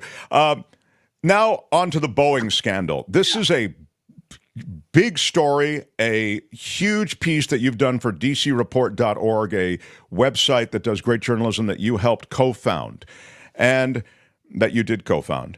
You see it, huge Boeing scandal behind Alaska Airlines catastrophe. You detail a lot here, but I wonder if you can just give us a little piece of it, please. Well, you know, aviation, when I was a boy in the 1950s, there'd be stories all the time about planes crashing because my father sometimes was a passenger in airplanes. I paid a lot of attention to this. Planes almost never crash anymore. But Boeing has had a series of serious incidents here with the Dreamliners, the 787s, and especially with the MAX jets. In fact, Kayak, the travel outfit, now allows you to exclude from flights MAX jets, MAX 8s and MAX 9s. So what happened here is the door panel, as you saw in the image that was on the screen, of this Boeing 737, it was a plug to make it look like a window instead of the door, blew out 16,000 feet over Oregon on January 5th. All the coverage since then has been built around this issue of the door blowing out. But that's not the story. So a Cub reporter, literally her first week on the job, has shamed all the bigs in American journalism with an article at The Lever, which is another lightly funded, it's not a nonprofit, lightly funded online news service. It's a for-profit service, although I doubt it makes any money. And what she showed was Boeing sought safety waivers. Who sought them? A member of the board of directors, a former Trump administration appointee named Nikki Haley. They wanted to be able to hide what they were doing. There's an email in which an employee of the subcontractor, used to be part of Boeing, that built the door system, writes, this is not safe. You're not paying attention to all the quality issues that are not right. And you're ordering us to falsify safety records. And I wrote in the piece, if that makes you, afraid to get on a Boeing MAX jet, you know what? It should. What's happened is the money culture that has taken over Wall Street, private equity, the focus on more and more profits has taken away from Boeing its focus on safety. That's what made aviation take off as an industry in America. People became persuaded that safety first, safety last. Almost nobody complains when a captain says, we're not leaving the gate because some little fuse is blown out, because they know that's a safety issue. But there's clear evidence here that Boeing, when we had 2 crashes of 787s 5 years ago that killed 346 people. Sure. And what did we learn from that? Boeing, the software that made the pilots lose control and the planes crash, was done by programmers paid $9 an hour. I don't want to fly in an airplane with any software from a $9 an hour programmer. So what I did is wrote a piece praising The Lever, the news organization in Denver, run by a former congressional aide named David Sirota, who I've known for 20 years and does great work. This first week on the job reporter, Katja Schwenk from Phoenix, who did what all the bigs in Washington didn't do. As soon as this happened, she just went to the public record and said, well, what's out there? And she connected all the dots: campaign finance, secrecy, putting safety last, and wrote there've been a bunch of stories now, and I linked to all of them in order. It says you can read them in order here, and here, and just click on them. They're stunning, and I will tell you that I have brought this up in several private forums for journalists at the best news organizations in America where I used to work, and the general attitude is, because there's no more sensitive group to being criticized than journalists at big news organizations. Me on occasion in the past. Yeah, I want to just tell everybody that you can knock around the internet, but you can also just go to the description in this video. We'll break this out as a separate video in addition to the live show. And in both places, in the live show and also this video, we'll have a link to David's piece, and that links to all these Lever pieces. I've been a subscriber and a supporter of David Sirota for a long time. We've had him on this show, and he's just brilliant. And this is brilliant work being done. And you pointed out, I mean, this person whose first story, bust this wide open may get them a Pulitzer. Hey, Mark, just one thing. I noticed Randy in the comment says a programmer in another country making $9 an hour. That might be a lot of money for them.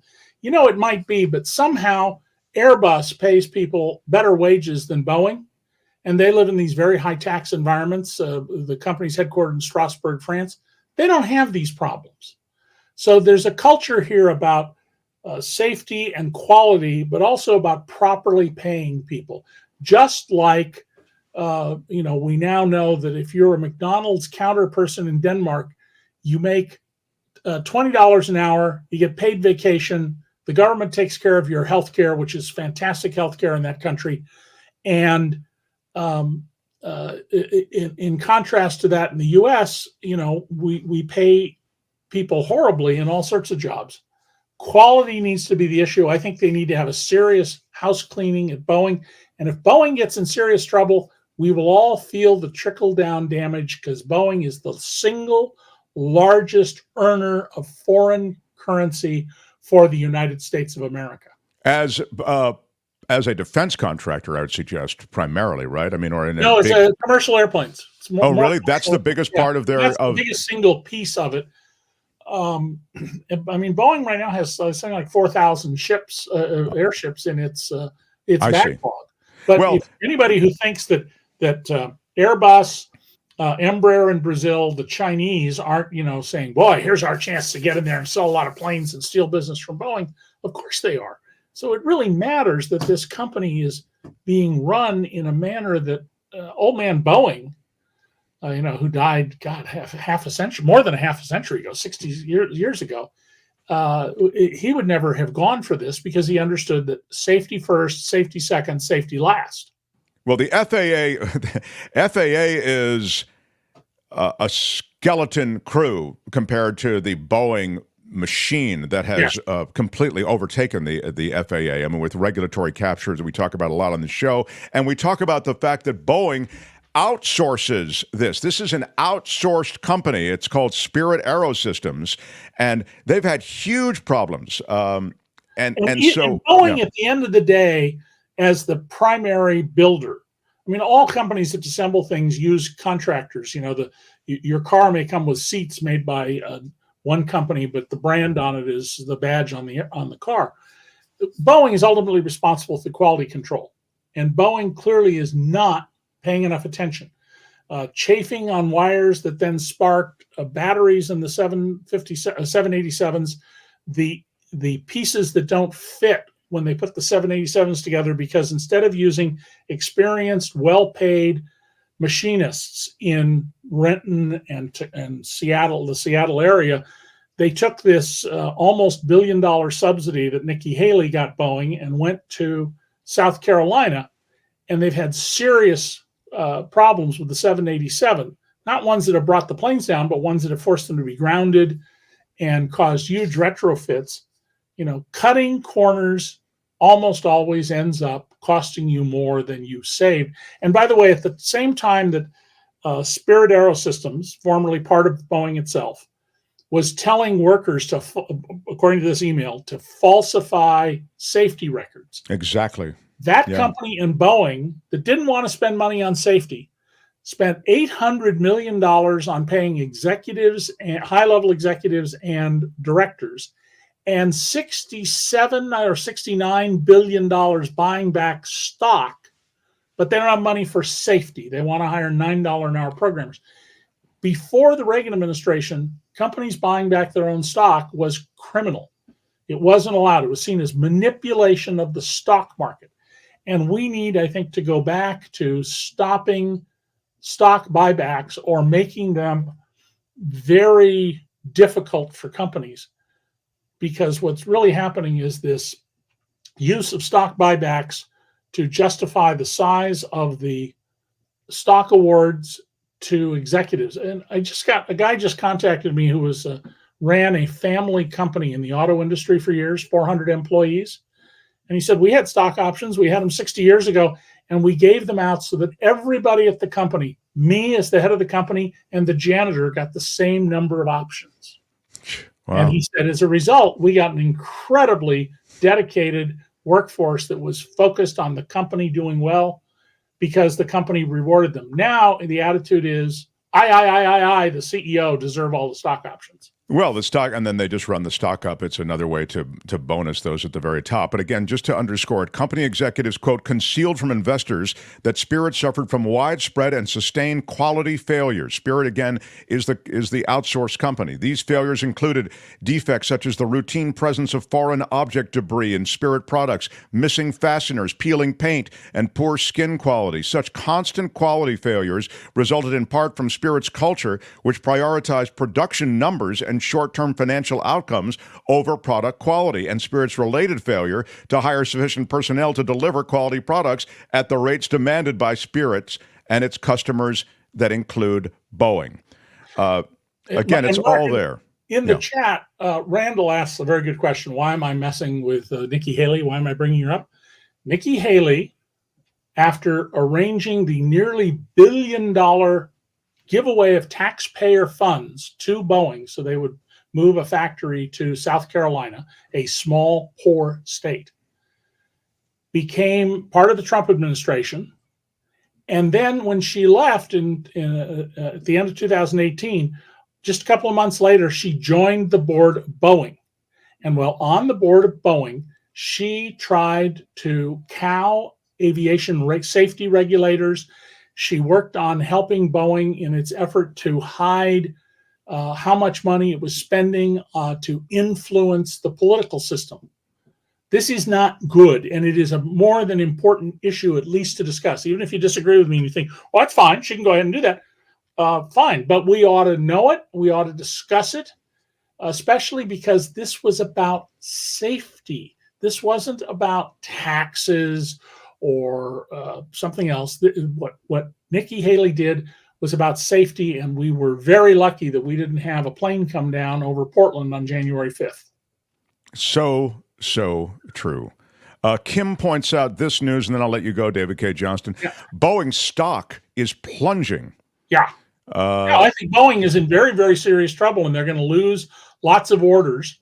And the fact that Kayak, this travel aggregator, and now, as you put up on the screen, allows you to exclude Boeing's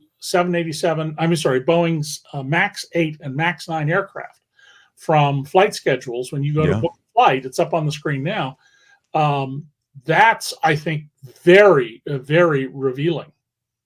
Read David Cay Johnston's piece. It links to the piece in The Lever, the multiple pieces actually in The Lever. And as I say, you'll find it in the description of this episode.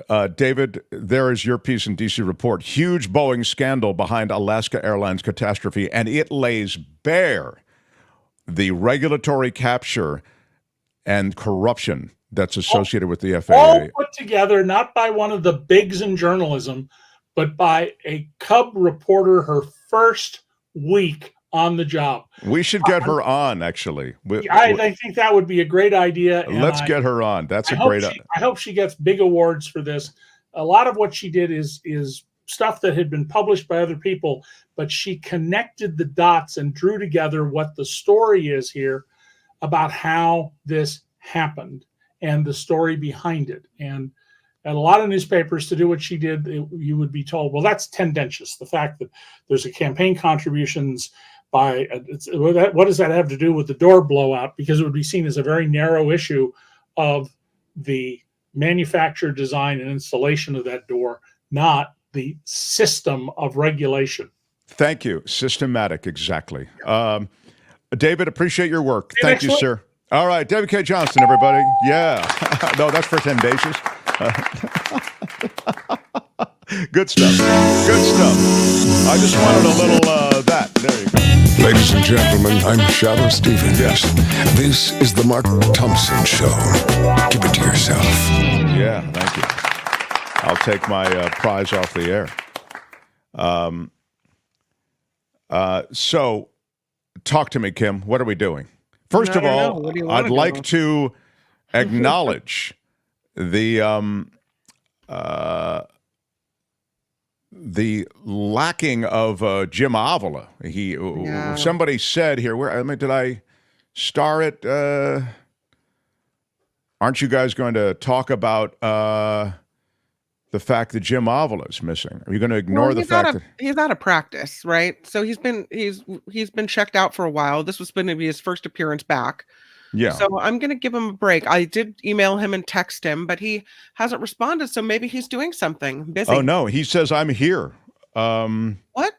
What's up? Okay. I don't know. Well, we got some. Must have gotten some wires crossed or something. Wires crossed. Yeah, that's okay. Who can I blame, though, Tony? Is there a person to blame for it? Because, I'm all about blame. I'm cool with that. Thanks, Tony. What's that? It's deserved. You can blame me. It's fine. All right, Tony. Thanks, Tony. Since even though you had nothing to do with it, that's the new America. We blame people who have nothing to do with stuff. If Trump wins, who will be the VP? Tucker Carlson? Oh, that's interesting. Edward Lee.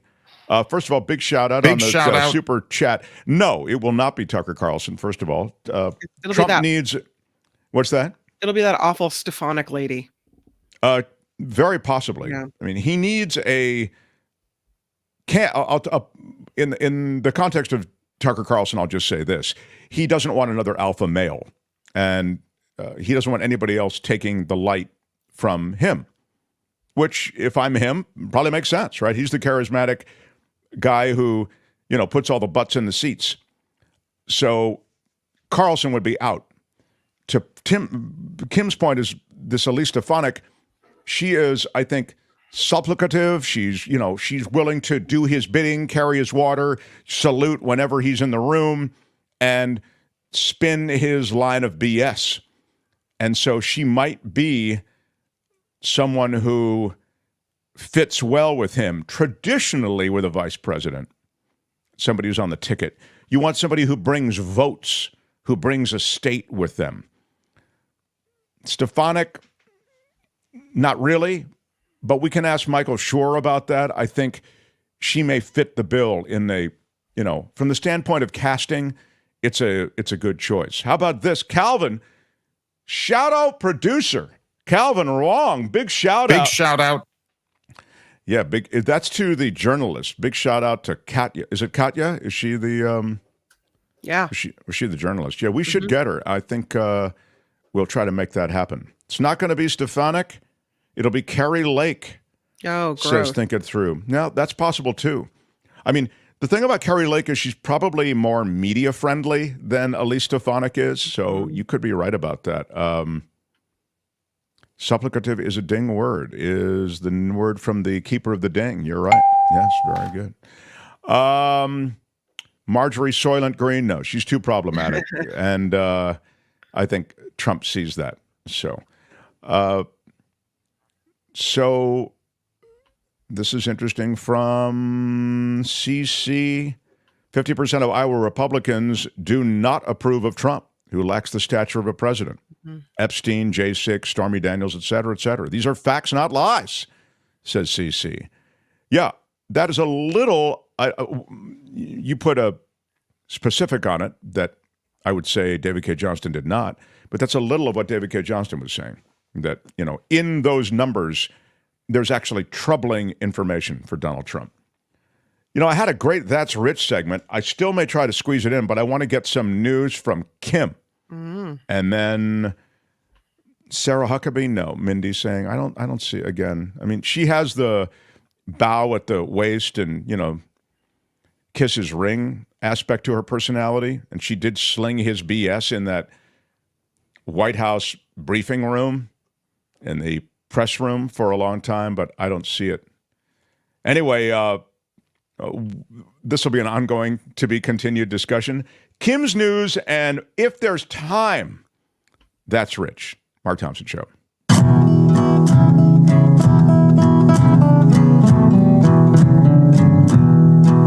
The Mark Thompson Show. Who's Mark Thompson?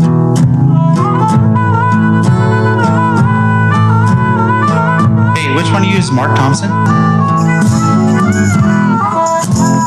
Thompson, party of four.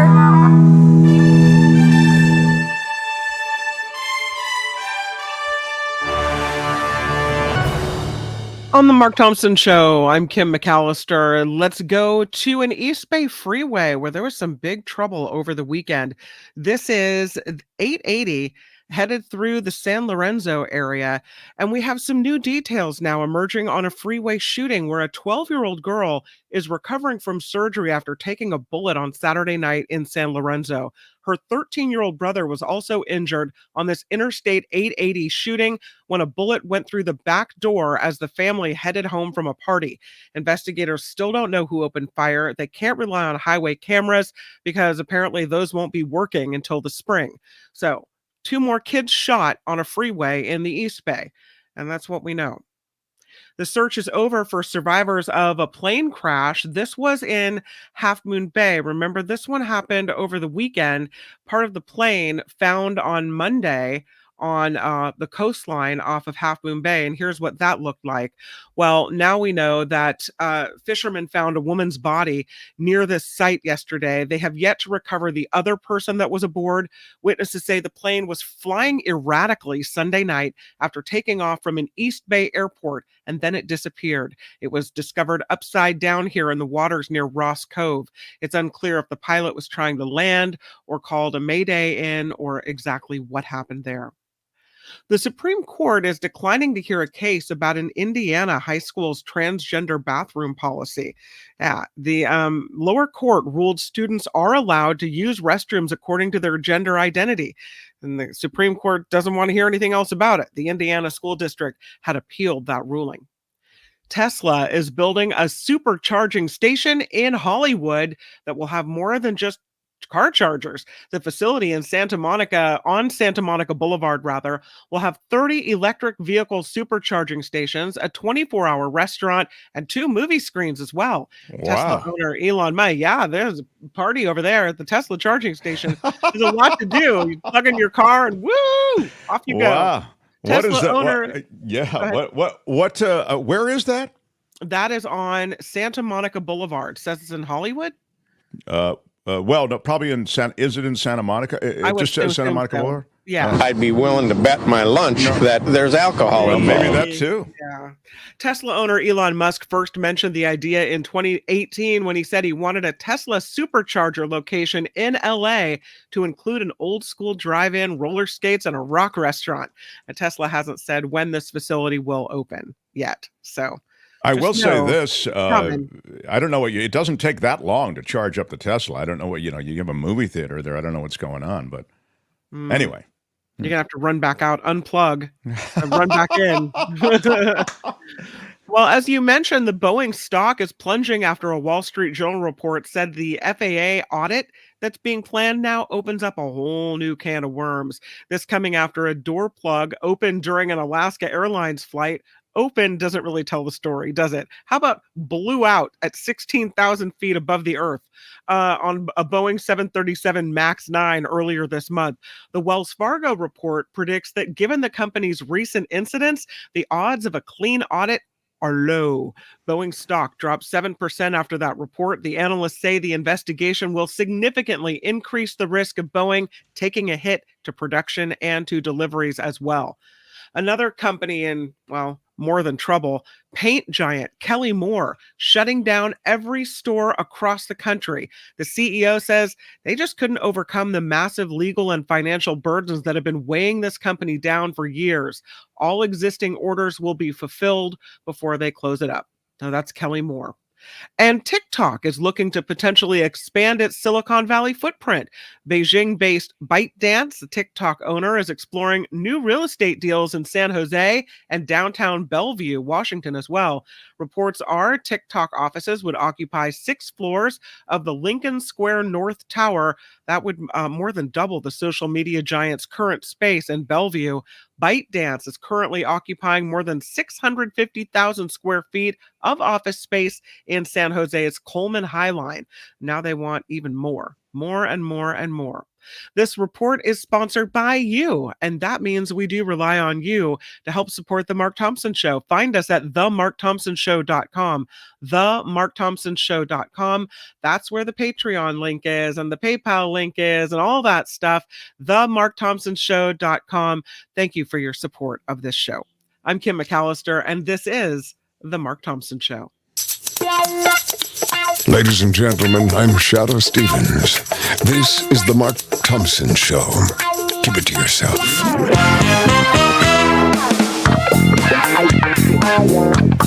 He's Mark Thompson. I'm loving it. I'm loving it. I can't get enough ofing it. Still have a few minutes of our big show, and we've had a lot on the show today to go. You can help keep us alive, says the screen now.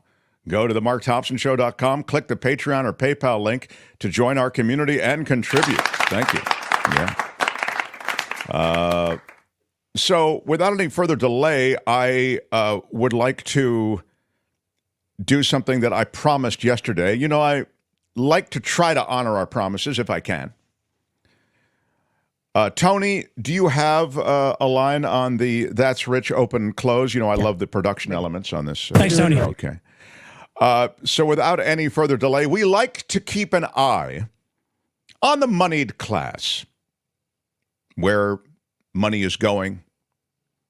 We do it in a segment we call That's Rich.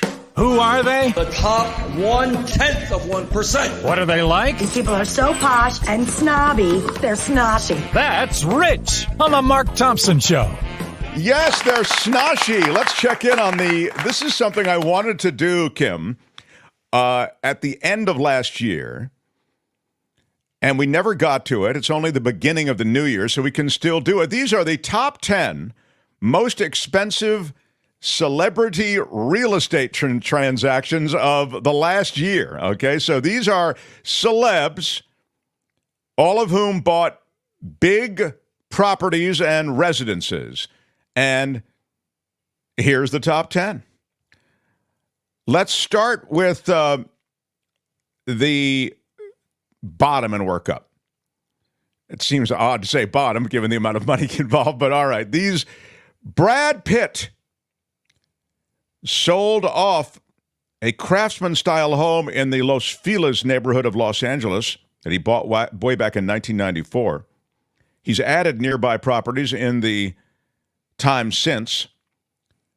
And oil heiress Yeilling Getty paid $33 million for this compound where Brad Pitt and Angelina Jolie raised their 6 children until the 2016 split. Tony has a picture of it up there from overhead so you can see the enormous compound. As I say, Brad Pitt and Angelina added to the original house they purchased.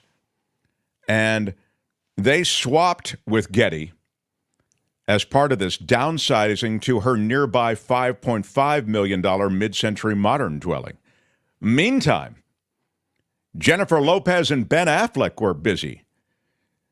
Following their wedding in the summer of 2022, they began shuffling their real estate portfolios and setting their sights on a shared home. I mean, after all, they're newlyweds. During this process, the Jennifer Lopez property was 8 acres in Bel Air. She bought it in 2016.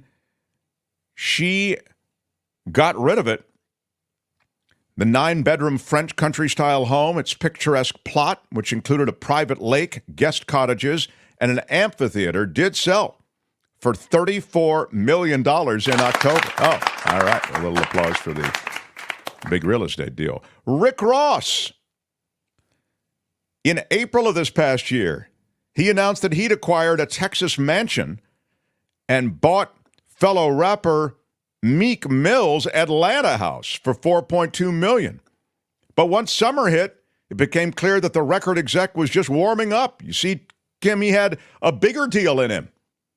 In August, he laid out $35 million for a mansion on Miami's celebrity favorite Star Island. It's where the hip and the hip hop comes to hip and hip hop. I love it. I love it. Yeah, there's never been anything like it. Why are you yelling? Tommy Hilfiger was in the big real estate game. $41 million, Kim. He flipped a Mediterranean-style Palm Beach, Florida place in June. He had bought it less than 6 months before that.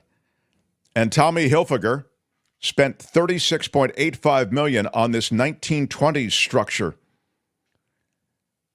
And 7,000 square foot residence changed hands for just over $41 million. Tom Ford, isn't he also a designer, Kim?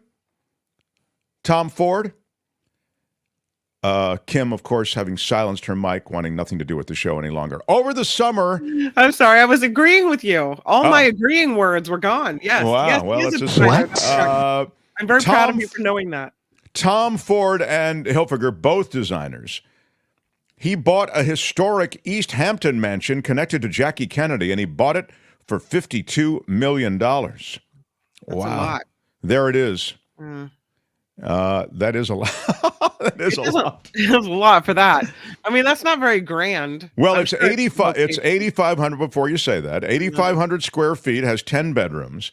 It has 7 acres, and it was once owned by the First Lady's grandfather, John Vernew Bouvier Jr. Well, there Kennedy you go. spent many of her childhood summers there on the premises. That's where Tom Ford just picked up a $52 million property. Mark Wahlberg, $55 million. He listed his 6.2-acre Beverly Hills home in April for $87.5 million. But it wasn't until February that it finally sold for $55 million, Kim. They didn't get the 82. Yeah, the 87 didn't come in. He got 55. Marky Mark's doing all right.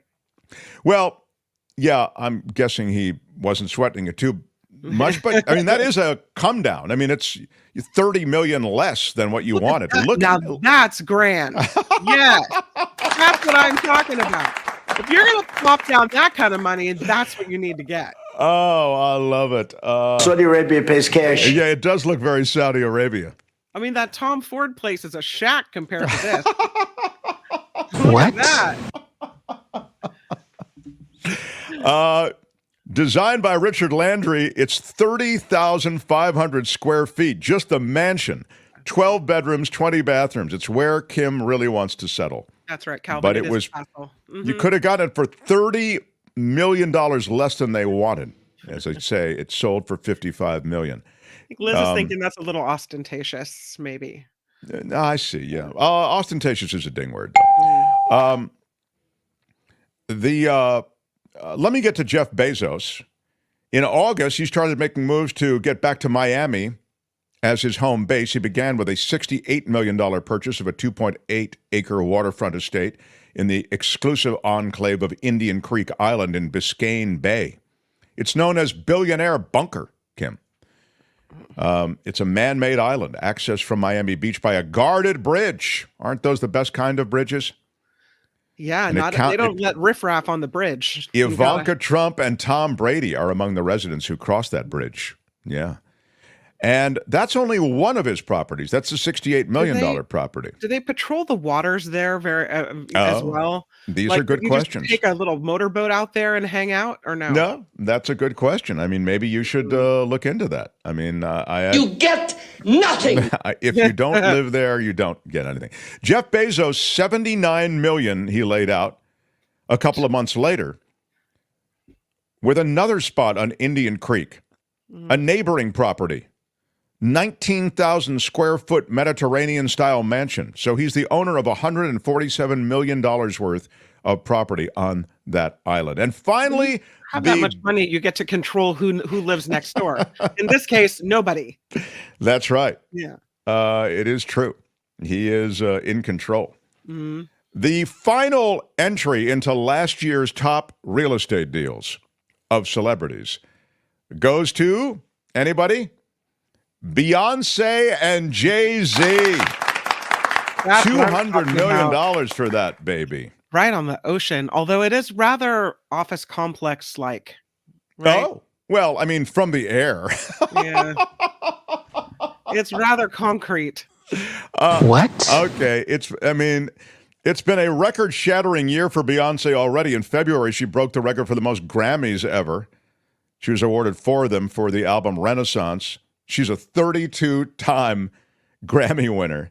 She and Jay-Z got the most expensive home ever sold in the state of California, and it was last year. I think it's just modern. I don't think it's office-like, but all right.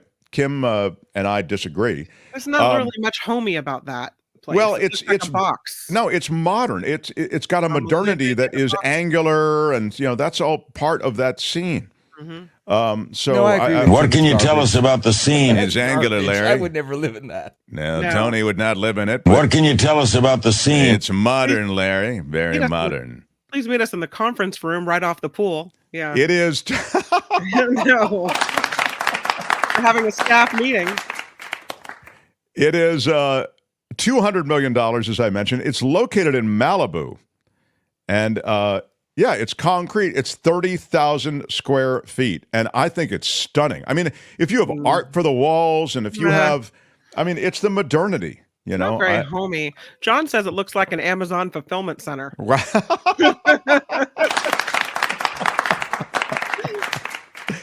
I don't know. I think it's quite special. So anyway, $200 million makes it the top celebrity acquisition and the most expensive real estate deal in all of California. And that's rich. More on how the other half lives. These people aren't just rich, they're crazy rich. Next time on the Mark Thompson Show. I can't believe it, Kim. We got it all in. We'll do an investigation as to what happened to Avila, but we'll figure it out and he'll be back.